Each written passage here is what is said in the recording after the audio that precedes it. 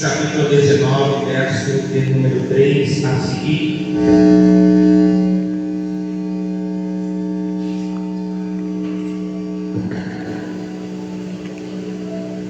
Primeiro livro do Reis, capítulo 19, verso 3 a seguir. Isso que nós iremos ler nessa noite. Primeiro Reis, 19, versículo 3.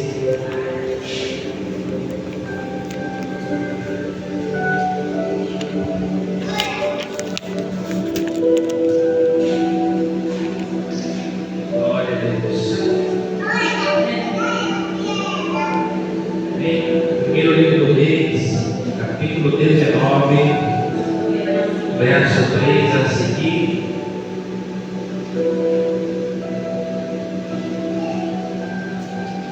Todos encontraram? Vem, quem procura, diga eu. Vamos ler, diz assim: porque vendo ele, se levantou e para escapar com vida se foi, e chegando a Berseba, que é de Judá, deixou ali o seu servo. Ele, porém, foi ao deserto, caminho de um dia, e foi sentar-se debaixo de um zimbro, e pediu para si a morte. E disse: já basta, ó Senhor, toma agora minha vida, pois não sou melhor do que os meus pais. Amém? Vamos orar. Senhor nosso Deus maravilhoso. Glória a Deus, aleluia, Jesus. Deus, que estamos em tua casa, no momento grande Deus Santo e amado. Obrigada pela leitura da palavra.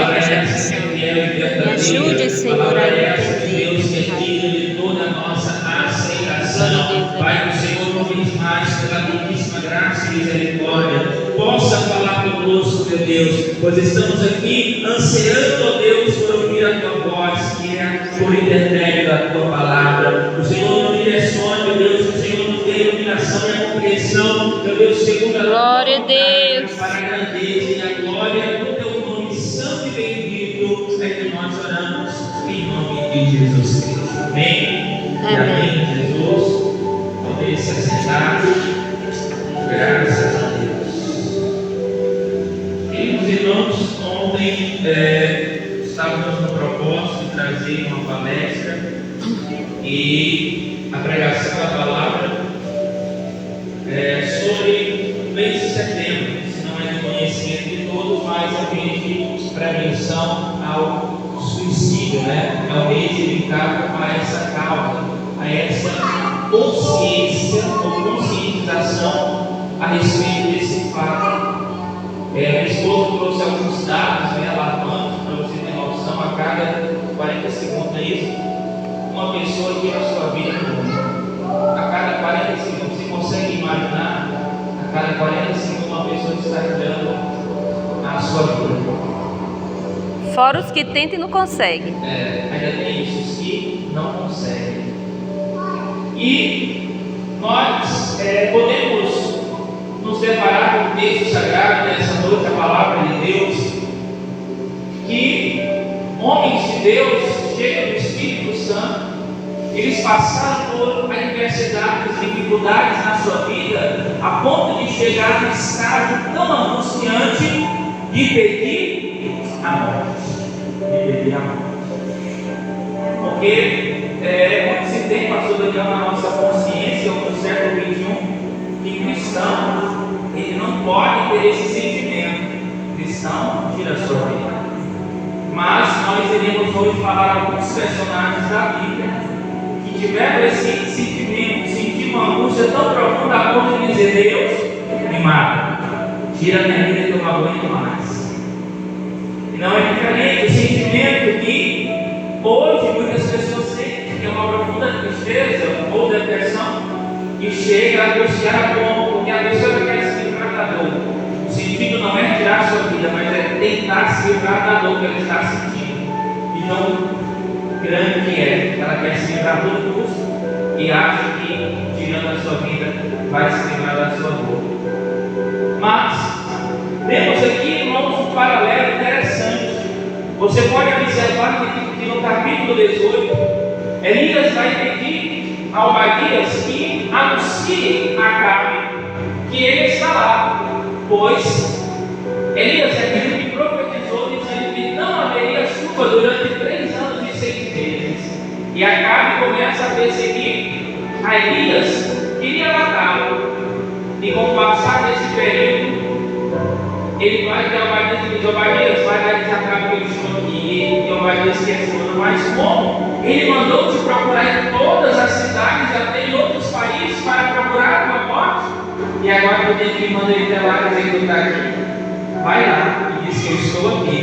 E outra, eu vou fazer um desafio: manda chamar os falsos profetas. E no tempo determinado amanhã, prepara o sacrifício, prepara o holocausto, e lá veremos quem é o Deus de verdade. E a Bíblia diz, irmãos, você pode acompanhar em 1 Reis, capítulo 18, verso 19, diz assim: agora, pois, manda reunir-se a mim todo Israel no Monte Carmelo, como também os 450 profetas de Baal, os 400 profetas de Azerá, que comem na mesa de Jezabel. Olha o desafio que Elias vai estar propondo. É um homem contra 850. Ele diz: traz os 850 falsos profetas. E nós vamos agora ver quem verdadeiramente é o Deus em Israel.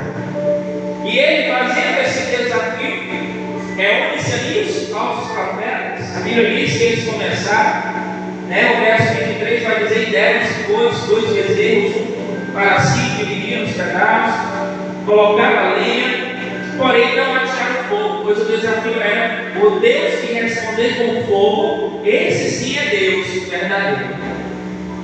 E a Bíblia diz que durante toda a manhã, já chegando ao meio-dia, aqueles falsos profetas já estavam se cortando, já estavam suados, cansados, e nada. E Elias ainda ficou e disse: vão mais alto. Pode ser que o Deus de vocês foi fazer uma viagem. Elias aqui foi sarcástico. Para quem não conhece, irmão, o termo foi fazer uma viagem, está dizendo que talvez está lá no banheiro fazendo alguma coisa.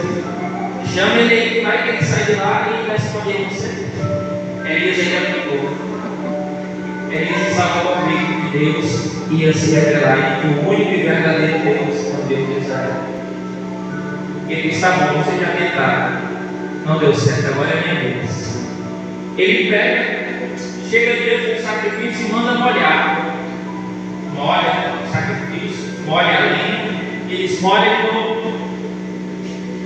E o povo: meu Deus, como é que vai pegar fogo se está molhado o sacrifício, a lenha, tudo molhado?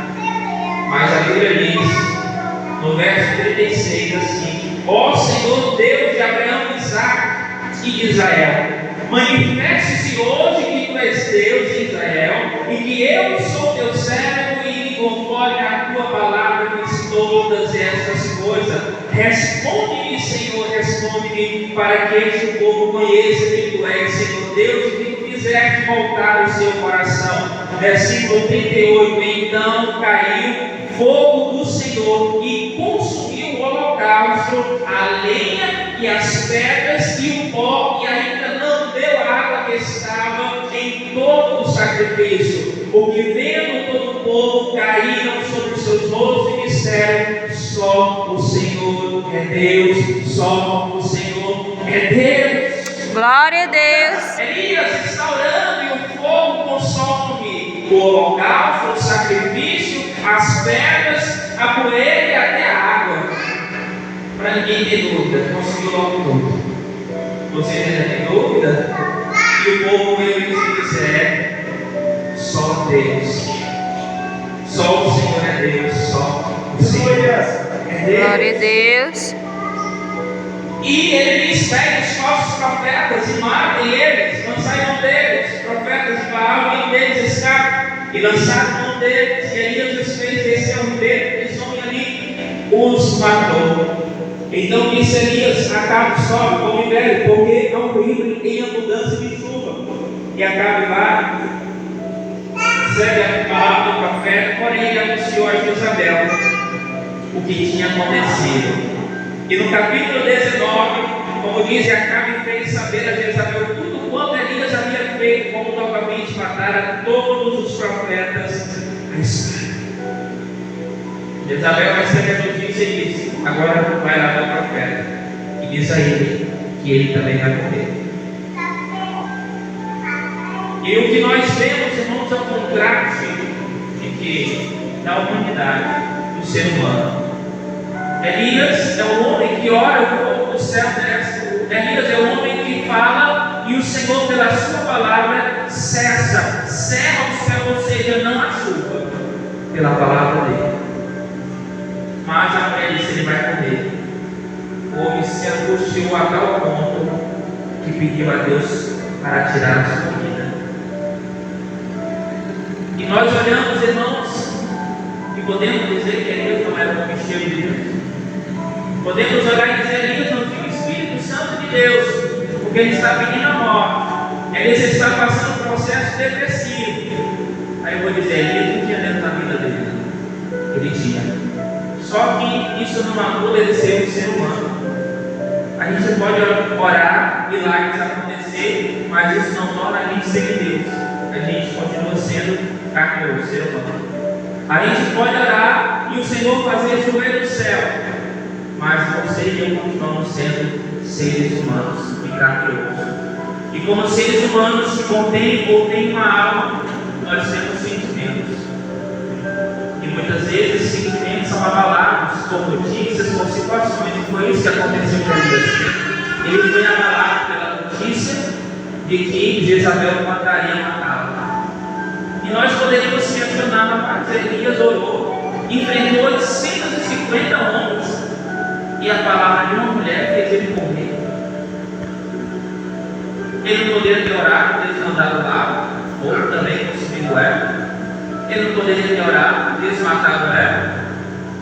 Há tantas possibilidades, mas o que acontece com Elias, irmãos, simplesmente nos revela o que? A fragilidade humana. Que nós podemos orar, nós podemos jejuar, nós podemos pregar, nós podemos subir ao altar de Deus e ainda assim passar por aflições e angústias na nossa alma. Não é porque a gente prega, não é porque a gente louva, não é porque a gente está no meio de um trabalho que a gente não sente nada, não é porque a gente dirige igreja que a gente deixou de ser ser humano. Não, agora não sinto mais nada. Não, agora mais existe mais sofro, existe mais dificuldade e provação. Não, pelo contrário, é que as provações e dificuldades apertam. Mas com a situação de Elias nos demonstra que mesmo alguém que é cheio de Deus, que tem o Espírito Santo de Deus, pode sentir uma angústia profunda a ponto de querer ou pedir a morte. E outros exemplos que nós podemos ver na Bíblia. Você que tem a sua Bíblia pode acompanhar comigo. Vamos aqui nos debulhar na Bíblia, né? Como hoje um curso de ensinamento.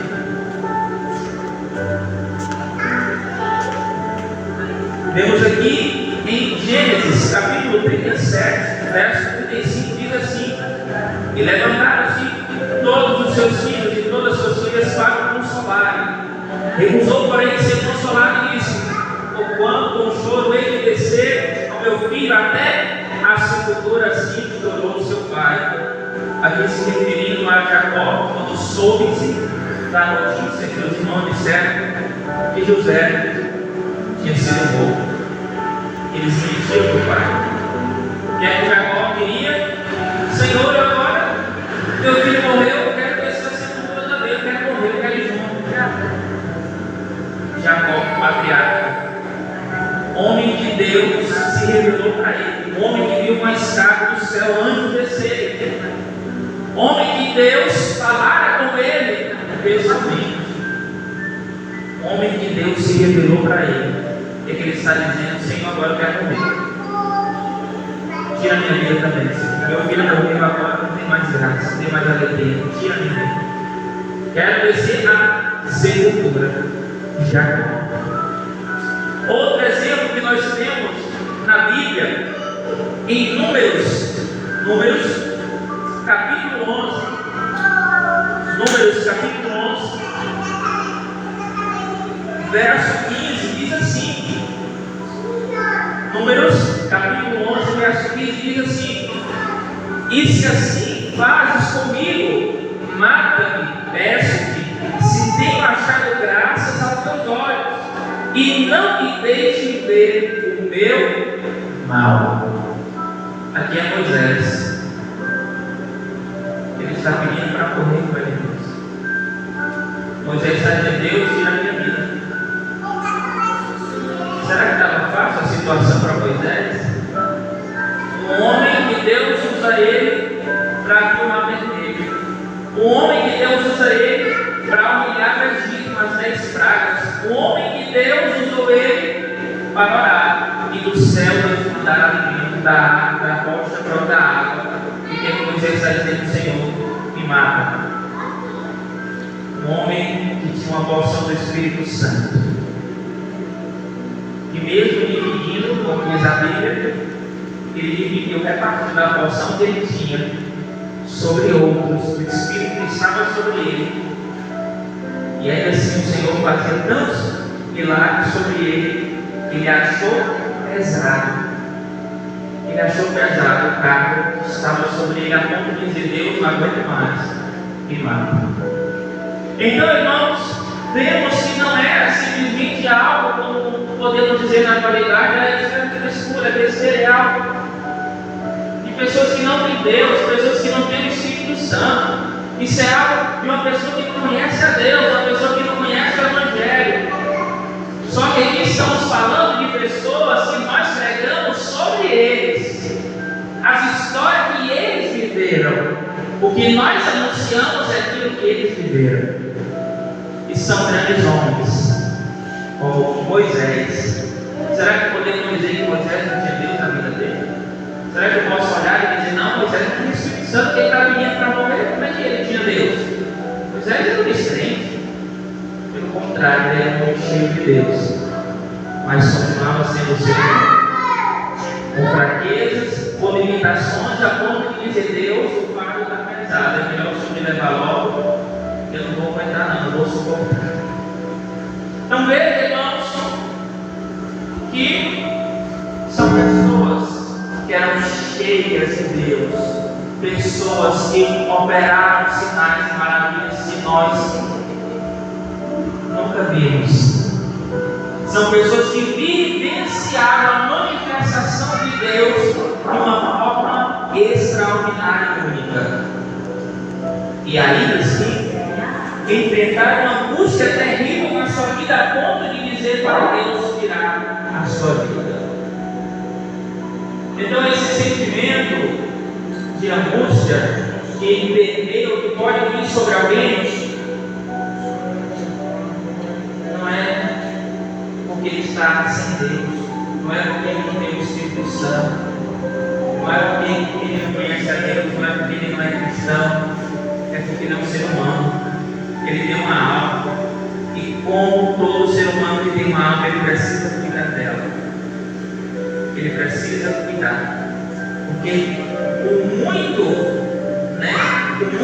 podemos dizer, afadigar, ou muitas tarefas, ou atividades, ou muitas coisas sobre uma pessoa, sem que ela consiga, podemos dizer, usar um linguajar desopilar, ou ela consiga trazer isso para fora, isso vai consumindo ela por dentro, ao ponto que chega, ela diz que não aguenta mais, e ela só vê o ponto final na morte. Eles desejaram morrer, tamanha grande luta que era. Também temos o caso de Davi, livro de 2 Samuel, capítulo 18, verso 33,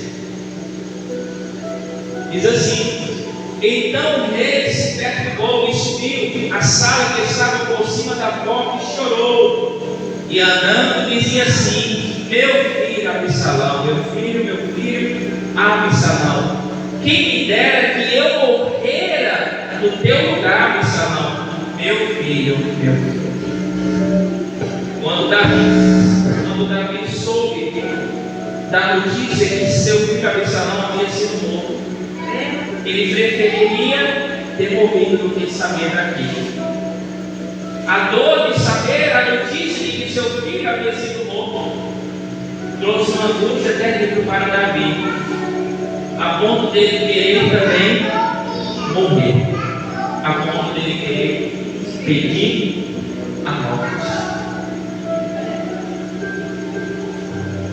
E a pergunta é: Davi não tinha Deus? Davi não tinha o Espírito Santo? Davi não era crente o suficiente? Davi não orava o suficiente? Ele fazia tudo isso, mas ainda assim ele se sentiu tão angustiado por aquela notícia que preferiria ter morrido do que saber. Mais dois exemplos que nós podemos tomar na Bíblia, três, melhor dizendo: Jó, capítulo 7, versos 15 e 16. Jó, capítulo 7,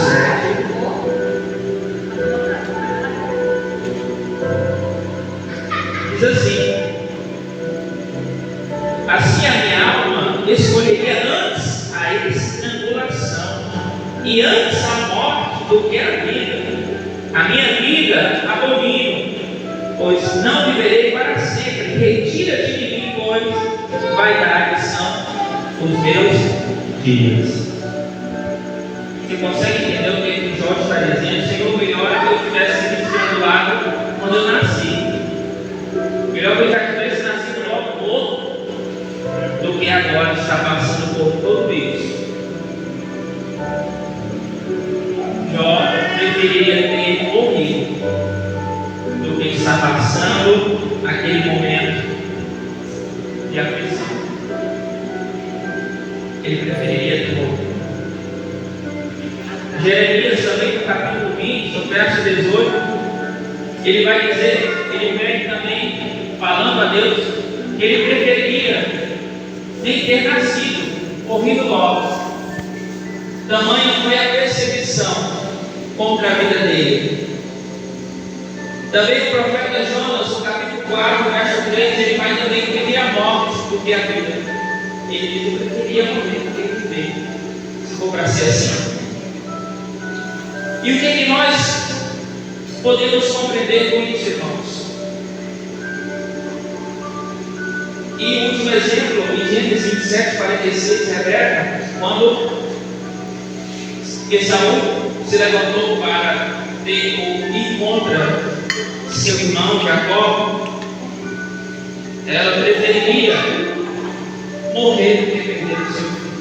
Então vemos aqui exemplo de homens e mulheres de Deus, cheios do Espírito Santo, pessoas que tinham uma comunhão plena, pessoas que viram Deus de uma forma manifestar que nós não conseguimos mensurar, pessoas que tinham a presença de Deus a ponto de orar e pela sua palavra o fogo desce, a chuva cessa, o mar se abre, o morto ressuscita, a água faz brotar, caso de pedra, a rocha faz brotar água.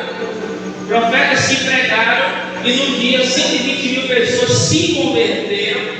Imagine eu pregar e 120 mil pessoas, imagine eu se pregar e 120 mil pessoas se converterem por uma pregação sua. Eram homens que tinham Deus, eram homens que serviam a Deus, eram homens e mulheres cheias de Deus, mas ainda assim não anula a sua humanidade. Verdade, meu Deus. Nós podemos orar, podemos jejuar, podemos estudar a Bíblia, mas não deixar de ser ser humano? Não. Não. Podemos buscar a Deus, podemos fazer todos os meios da graça, orar, jejuar, enfim, tudo isso, mas ainda vou continuar sendo ser humano. Você vai continuar sendo ser humano que tem um espírito, que tem uma alma, que tem um corpo, que tem que cuidar dos três. Tem que cuidar dos três. Mas todos eles, citados na Bíblia, receberam o refrigério de Deus, resposta de Deus. Quando eles desejaram a morte, o Senhor revela-se para eles e traz consolo. Mesmo nas suas maiores adversidades, mesmo nos seus maiores problemas, mesmo nos seus maiores questionamentos, Deus revela-se para eles e sempre traz o consolo, mostrando para eles que aquela solução que eles acharam que seria o melhor, não é o melhor, não é o que Deus tem, não é o que Deus tem reservado. Podemos ter passado ou passar lutas a ponto de dizer: Senhor, não aguento mais. É melhor entregar, é melhor desistir. Foi só até aqui, Senhor, não dá mais. Valia, Senhor, não sou melhor do que o Senhor antes de mim, não, Senhor. Melhor o Senhor entrar na minha vida, que eu já não suporto mais. E Deus se revela para isso. O anjo do Senhor vai, desperta Elias, estava ali, e quando Elias acorda, ele vê pão, sal e um cântaro de água. E o anjo diz a ele: come e bebe, come e bebe. Veja a resposta de Deus para Elias. Ele pediu a morte e Deus vem para falar com ele. Elias, come e bebe. Ele comeu, Elias bebeu água, tornou a dormir. E uma segunda vez o anjo falou com ele: come e bebe, levanta-se e come e bebe, porque te será por longo o caminho. E a Bíblia diz que aquela comida, aquele alimento foi suficiente para ele caminhar 40 dias, 40 noites até Horebe. Alguém que estava a ponto de desistir, pedindo a morte, recebeu de Deus uma resposta diferente daquilo que ele queria.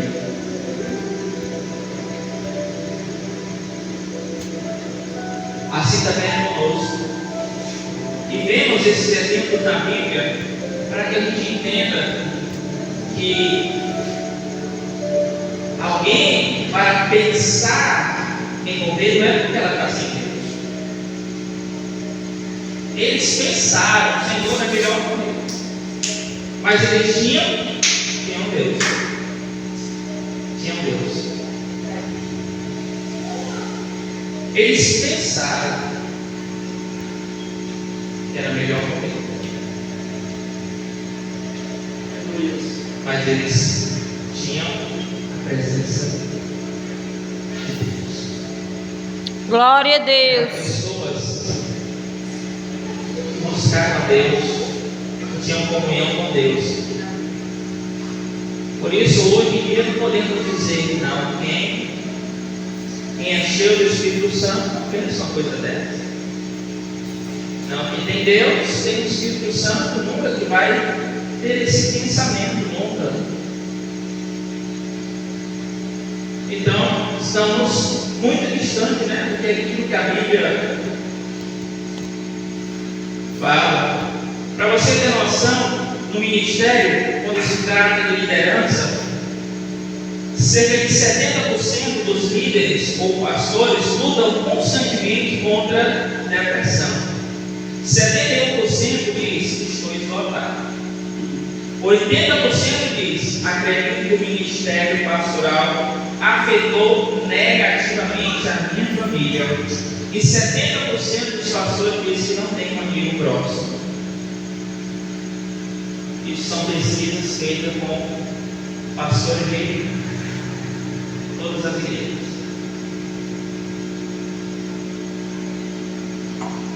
70% diz que lutam para não ficar depressa. Ou seja, a cada 10, 7 estão lutando. 3 estão mais ou menos. E 7 estão mais ou menos. E é uma realidade atual.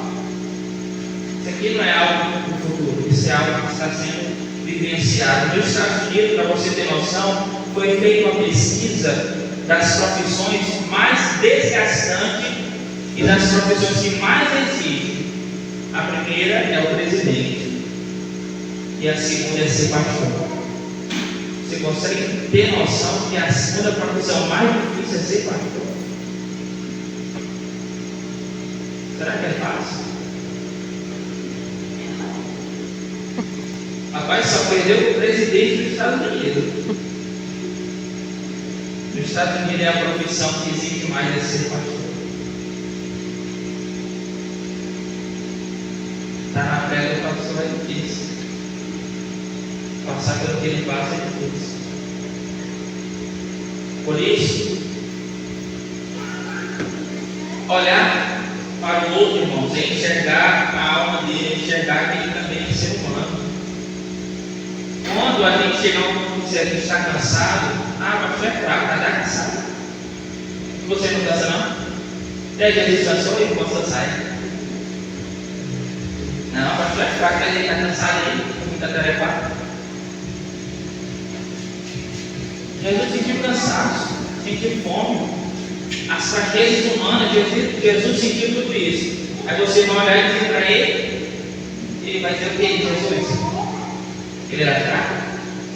Ele era ser humano, ao mesmo tempo que era Deus, mas como homem ele passou aquilo que você poderia passar. Então, devemos olhar para o outro e compreender que ele é um ser humano. Não é porque a gente está numa posição de liderança que a gente agora tem força dobrada, pelo contrário, dobrada. Dificuldade dobrada. As situações são mais árduas. E nós devemos olhar para o lado do outro e ver ele como um ser humano que precisa se ajudar. Porque às vezes a pessoa está doente, está em pecado. Pode adoecer mais não. Vocês pensam que eu estou brincando, mas segundo lugar é assim. Se a liderança, o pastor fica doente, rapaz, ele pecou. Quer dizer que agora só o pecado traz doença, né? Ninguém tem imunidade, né? Ninguém pega uma gripe, uma virose, nada. Todo mundo está sujeito. Todo mundo está sujeito a passar enfermidade, a passar luta. E isso é porque somos seres humanos. Não é porque somos servos de Deus que vamos estar isentos da morte, isentos do problema, da dificuldade, isentos da perseguição. Nada disso, pelo contrário. Com Jesus a gente sabe que podemos passar por tudo isso, mas eu posso e tenho em Jesus um amparo, uma segurança, um conforto, uma confiabilidade, uma paz que excede a todo o entendimento.